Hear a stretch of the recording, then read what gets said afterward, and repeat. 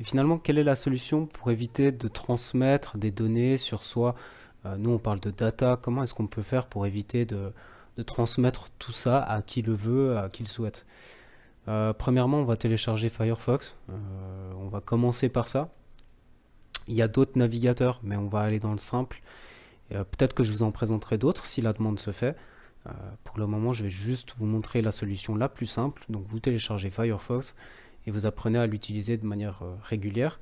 Vous pouvez toujours utiliser Google, le moteur de recherche. Donc, le navigateur, vous utilisez Firefox. Pour le moteur de recherche, vous utilisez DuckDuckGo. Vous pouvez toujours utiliser Google comme moteur de recherche, mais par contre, ça peut être utile pour rechercher des choses de manière plus précise, avec un référencement qui est meilleur que celui de DuckDuckGo. Mais il faut savoir que les recherches que vous faites au travers de Google sont retraçables. Donc on utilise DuckDuckGo pour ça, pour conserver sa vie privée.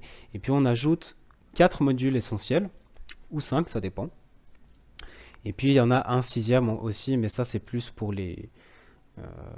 se protéger sur des sites web qui, qui ne seraient pas de confiance. Ça c'est plus pour quand même les utilisateurs qui font des types de recherche assez spécifiques.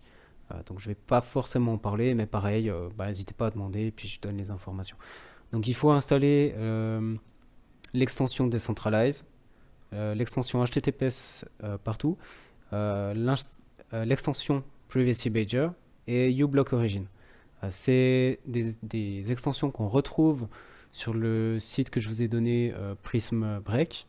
Et puis vous les retrouvez aussi sur les pages d'extension de Firefox. Alors je crois que voilà, ici, si on tape par exemple Privacy, on tombe directement sur Privacy Badger. Donc ça, vous installez, je vais les remontrer, vous les installez sur votre navigateur Firefox et vous utilisez comme moteur de recherche DuckDuckGo.